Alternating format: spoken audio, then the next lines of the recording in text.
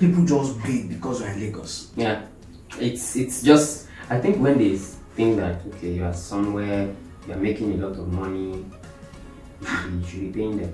I think that's how it works. Okay. Hi guys, it's another episode of this interesting lifestyle engagement, and my name is Daniel Gekule. I'm TheOyinbooke. I think we want to talk about something really interesting today. We work in Lagos, and living in Lagos is really challenging and very exciting at the same time. We want to share with you what we think it looks like to survive in Lagos, and we're talking across some really interesting things. But let me start the conversation with Olarinwaju. What do you think anyone coming to Lagos or wanting to move to Lagos or working in Lagos needs to know for them to survive in this environment? Well, who am I? But let me start with my experience. I think Lagos is not for it's not for the faint-hearted. It is not for the faint-hearted at all. Yeah. So, but it is possible for people. Take for example, when I started, working in Lagos, I live at Ayobo. After Paja, you go to Paja, you go to Ayobo, Amule, Adaranibagbo, all those areas. And I was working at the Koyi. And for example, for me to cope and get to work early, I wake up 3:30 a.m., leave house, do my prayer, everything, leave house past 4 so that I can catch up with those. Wait, did you say 3:30 a.m.? Yes, 3:30 a.m. Are you sure are you sure you're not exaggerating this? Or? I say alarm is 3:30 a.m. Wow. You see, when you wake up 3:30, you say your prayer, you shine your shoes, shine everything, your face, you shine everything, and then you bath, then you leave house. You leave house past 4 already. Wow. I get to the junction. It's not like you leave us out your house like this. You're at the junction. I have to trek down to the bus stop where I'll be waiting. Buses are ready by 4:30. Many of them they're leaving because Ayobo, you are not saying from Yanobaja, Ayobo. If it's 5 like this, you see traffic inside Ayobo to church, to Baja, to command, and if those traffic holds you, you are not even talking about Boshodi yet. Wow. You are not talking of Third Milan Bridge, and even from Yanoworu by 5:30 you are still traffic. So I wake up as early as 3:30, leave home past 4 at the bus stop by 4:30 so that I can get to work. Sometimes I get to work early. So say before 5:30, sometimes 5:02, 5:10, I'm at the office. Yeah. I'll be working everywhere it's dark. People in that estate are still sleeping and snoring, but I'm there. So it's actually not so smooth experience. If you're planning, either you're working in Lagos already or you're planning to come to Lagos to live and survive here, you need to prepare and put yourself in survival mode first. Yeah, I strongly agree with that. I think I had my first shock when I came to Lagos for an interview. That was my first time coming to Lagos by myself. And I knew I had an interview by 10 a.m. in the morning, and I slept, and I had a host, and the person who hosted me just woke me up around 4 o'clock in the morning. I said, "Now stand up and let's go. Let's start going." And I was like, "No, it's not yet. It's not yet morning." And Is that not 4 a.m.? That's 4 a.m. Where to? I think it was somewhere in Yanopaja or something. You see, we're in the same action. That's why I wake up 3:30 a.m. one time too now. So I think there's going to be that initial shock when you come in, especially if you're coming from a more conservative area, maybe Ibadan or some other where 8 o'clock, shops are not yet open. Exactly. So that shock will be there. But guys, I think we want to let you know that if you have the right preparation and you're ready to make the right adjustment, you can survive in Lagos. I think Actually, you can. Yeah. And one thing I want us to really dwell on is, because you started talking about traffic and what you experience. What is Lagos traffic? And there's a lot of talk about this Lagos traffic. What has been your own experience, and what do you think is the best way to beat that challenge? You can never beat Lagos traffic challenge. That is my conclusion. Yeah. But let's have the story before the conclusion. Yeah. So in 2017, still in my remote area of that Ayobo side, that was the same period they started the project Agege Bridge, overhead bridge in Agege. So the diversion were there. And that was the same period they started the BRT lane from Oshodi, all those middle lane, project. That was the same time. That Mango Road, all those cement, you see the kind of traffic in the morning. So early in the morning traffic stands still on and on like that. So it was a Not to cut you already, but I was telling someone the other day that the Lagos that we are in now is even much better than it used to be before, because all of the dualization and all of that was not yet done at the time you're referring to. Not at all. Yeah. Not at all. But I wouldn't agree that the Lagos today, because there are now more traffic challenges due to one or two other projects that are going on. Yeah. So then it was so tough. That is why I have to leave home past 4. I must enter a bus latest by 4:30 or to 5 to leave that mine angle so that I can get to the island on time. Yeah. And that axis, if you live at Meron, that Abule you guys. Yeah, I lived in Abule for quite a while. Oh, yeah, I lived in Abule. When you see them, hug them. when you see these guys, hug them, just take them out, buy food for them, check their blood pressure. I'm telling you. Me, I'm coming out like this. Those Abule guys are coming like this at Yanapaja. I still pity them. Even me, that I'm to be pitied, I still look back and say, I pity these people. Yeah. So the traffic was really, really bad for me, and I experience it most when I'm going back home in the evening. Oh, that's just it. My work closes 6 p.m. Then. Wow. So before I leave and get to Obalinde, that's already say 7. And at that time, you don't even get buses that go to Yanapaja straight. You say buses they are out. You have to go to Oshodi. Sometimes you not see Oshodi. You see Yanowo. Those traffic. The best thing I could do is to make sure I was reading. Read books, listen to music, watch things. Just keep yourself occupied. I will sleep in traffic, wake up in traffic, eat dinner in traffic, do everything in traffic. When I get home, I just know that I have to go and rest. Yeah.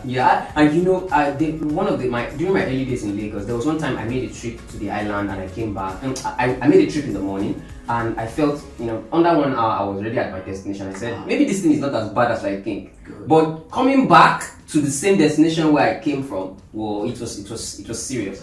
And I think that's one wisdom that I've learned in my experience in Lagos, that don't judge the traffic by the morning trip. Because when you're coming back, it's a different ballgame entirely. It is. Yeah. It is.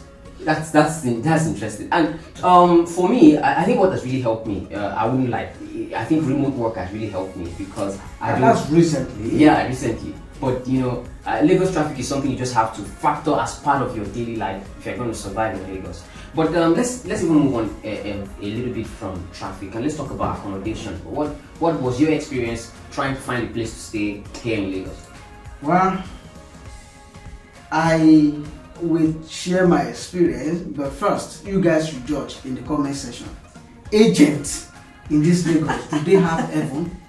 If I see them in the gates like to heaven, like want to enter like this, if I see them, I will. Come back. No, go and check. I will double check their name to be sure that there are good ones and there are bad ones, I think.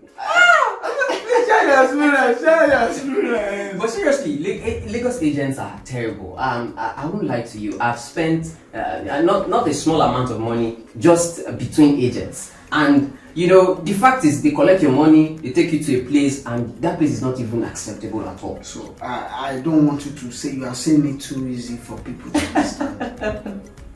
When you tell agent I need 2-bedroom flat, or I need a single room, room and parlor self-contained, this is my budget, this, that, the things I need, maybe it has POP, it has this lighting, everything. Agent will take you to a place that's like hot. Now even before you enter, like, you bend your head like this. Yeah. And the size is so small, everything. But you know what I told you, my experience. No, yes, I just want you to check this place first. Before I so that if you like this one, how will I like this one? At the end, I can't sorry to cut you, but I can't forget a house that I was taken to in Surulere. It was so small that to open the door to the restroom, you had to you couldn't open the door fully. You had to sneak into the door, and then enter and then close the door. And even the kitchen, it was just a sink and the cabinet, and then you couldn't even open the door to enter. And if you know the amounts that the house was going for, it was ridiculous. What was I'm really curious about how you found a way to figure out accommodation. To be honest, when I started, that was where I was living far back as far as Ayobo and working on the highland. because that was where I could get accommodation with my guardian. So I'm not paying for accommodation. Yeah. And the transport will rough it. I wake up very early so that I can pay little money to catch up and also beat traffic. Yeah. And coming back in the evening, I'll find a colleague, and that helps. A colleague that drives, It works. so at least even if it's closing late, I will wait.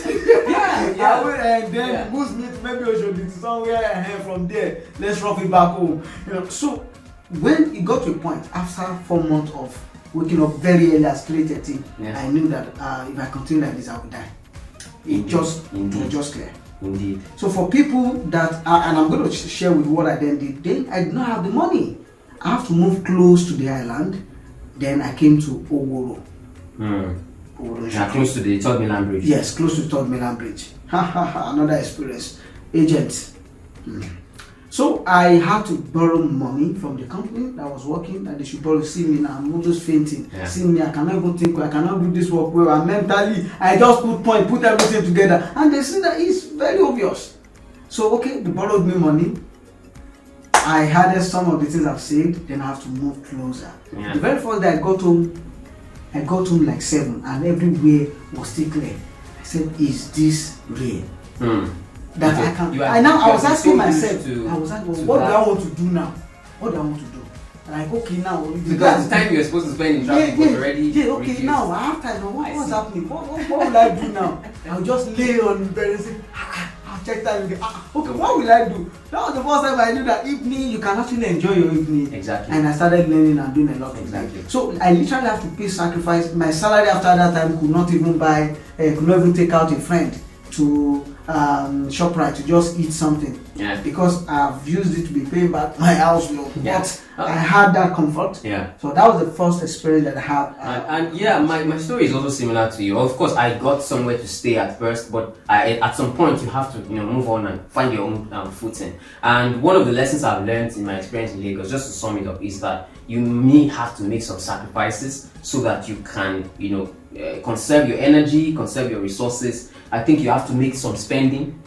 Just like he said, you have to move closer to the island where he was working. I think I had to do the same thing, because it's better to spend that money and be more comfortable in your commuting than for you to say, I want to save all the money and then you're suffering. Yeah, and after all, overall, that money you're trying to save, you spend it on something else. Exactly. You spend it on being, falling sick. Exactly. Because that's what matters most. Yeah. If you are killing the body to save money, then the money will not even be enough to cater for the body. Exactly. Speaking of which, now that we're talking about money, I think it's really important for us to talk about, expenses and bills and cost of living here in Lagos. Lagos, I think, is one of the most expensive places to live in Nigeria. But I wanted to hear what your thoughts are before I share mine on what it looks like to actually survive in terms of costs and bills here in Lagos as a professional.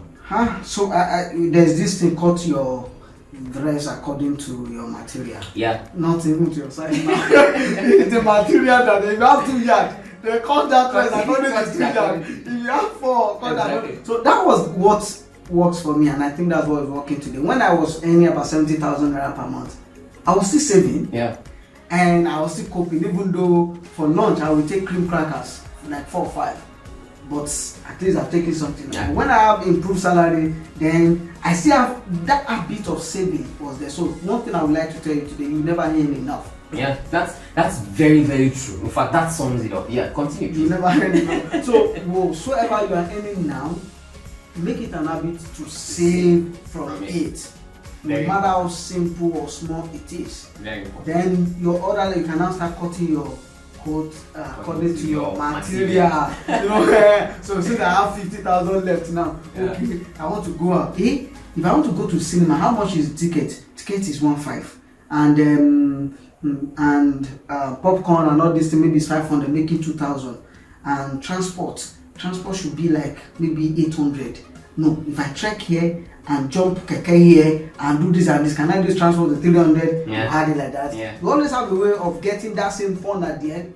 When we end in the cinema hall, we they say this guy, we don't put a label on it like this guy actually ran for 30 minutes before he could get the oil. Exactly. No, we are there enjoying that thing together. And eating our popcorn. Exactly. So I always have a way of making those plans that time, sacrifice one, manage one, so that I can actually get it. Yeah. And you need to also think multi streams of income. Fantastic. Your salary cannot make you survive in this Lagos. In fact. You know what? I wanted to quickly add something to that, because if you look at what the average person in Lagos earns and compared to the cost of living and the expenses that you have to cope with, it looks like Lagos sets you up to fail. Something like that. The money you earn in Lagos stays in Lagos. Because you have to spend it back. So if you're not careful, you find yourself, earning a lot, but spending the money just as much as you've earned it. So guys, you have to prioritize your expenses, and you have to increase. The secret to wealth, like they say, is reduce your expenses but increase your income. So you expand, do other things, acquire multiple streams of income, and I think you'll be fine. Yeah. And speaking to multiple streams of income, it doesn't necessarily mean you have to start an IG page. It's regular today now. Yeah. I respect everyone because it's a way to also hustle here.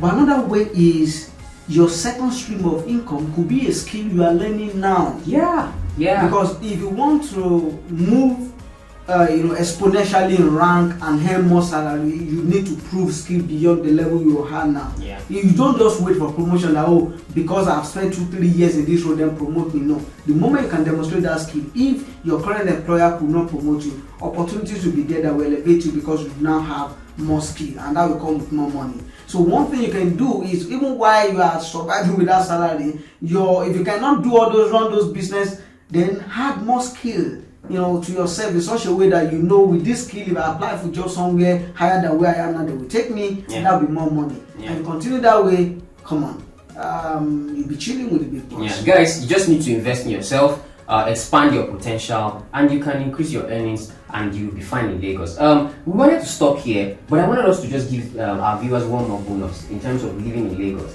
There's another thing that we need to talk about, which is security, because. I won't lie to you. Living in Lagos, you have to be security conscious. Let me share my experience before I hear yours, because my first few months I spent in Lagos, on this fateful day, I was pressing my phone as usual, as any young person would. I was, chatting on my phone, and I was on the roadside. Bad idea. And before I knew what was happening, a bike just passed by me, and one of the riders on the bike just snatched the phone, and that was the end of that phone. That was the last I saw of it. And it was terrible because that was the only mobile device I had, and I was broke. I didn't have any money to buy another. They've shown you Lagos. I won't lie to you. For the next 3 months, I was literally phobic. I was very, very afraid of if I had my phone with me. Once I enter the streets, I just put it in my pocket, and anyone that passes by that looks suspicious, I'm already shaking. It was really serious. I had to, it took time for me to overcome that. But do you have any similar experience? Yeah, I'm going to share too. Still, while I was still juggling, I had a lot of experiences, but I like sharing my early stage. Yeah. While I was still juggling, between Ikoyi and Ayobo, one night at Yanopaja, going back to Ayobo at night, around maybe 9 p.m, we were hustling for bus. Everybody, we're hustling. I just realized that someone has taken my phone. Oh my. Within second, I knew that my pocket was empty. Within seconds, I had to maybe 5 seconds to decide what should I do now. Instinct immediately. People were playing, everybody were there hustling. I don't know what to do. I just turned to my right. I just grabbed the next person like this. Nowhere, you go nowhere. They said, what happened? What? Nowhere. I don't know. I don't care. I know they're taking my phone, but I need my phone back. Yeah. That's risky. Yeah, it was. But people everywhere, they were like this. Everybody was like this. Yeah. But surprisingly, that was the person that took the phone. Yes. Wow. And he dropped it and said, yeah, see your phone, and he ran away. That was a smart move that you made. That was very smart. That's a smart move. And it goes on to say that in Lagos, if you act like you are smart, or if you act like you're also a street boy, I think to an extent you'll be able to avoid some calamity. To an extent. I think, and the second one was when I moved to Woro then, and so my street, oh my God, was very peaceful. Wow. I look at it. No, see Atlantic Ocean. I see the ferry port. I see Third Mainland Bridge. My house is even story building. Very small portable room, but at least I look there and see yes. But the environment is small trenches. Yeah. But the street that leads, the major street that leads to my street is like this. Yeah. The major street is a war zone. Wow. So my street is peaceful. For thugs and for thugs. So when they fight in Bariga, they settle it in that. On that street, yes. Wow. Sometimes they even station armor tanks. Wow. So now my street is peaceful, but I have to pass through that. Lane. That lane before I can go out of Oworo. Wow. And so the challenge there is you have to be security conscious. Yeah. And for me, I had to pay another set of sacrifice to move from there to another. A more secure environment. Yes. The pay, the fee, the cost of the house was really expensive. Yeah. But it's worth it. Yeah. And that's another discussion for another day. Guys, stay tuned to our channel. Continue to watch for more insights like this. We'll share more lifestyle content, and do well to subscribe, like, and share the video. And let's know what your own experiences living and working in Lagos. Yeah, I'm waiting. We'll be reading everything in the comment section. Then we'll also be responding. Yeah. Thanks. All right. Bye for now. Yeah, bye. But that's serious. War zone in your area. God, that place. Funny enough, it was me and my friend that we used to pass because he was also living there, Saka, that time. That time, not on my street, but on another street. So whenever we just sense total silence, we know that there's been a fight. Something either they've kicked someone in a month. They always kill at least one person. Wow. So is that really?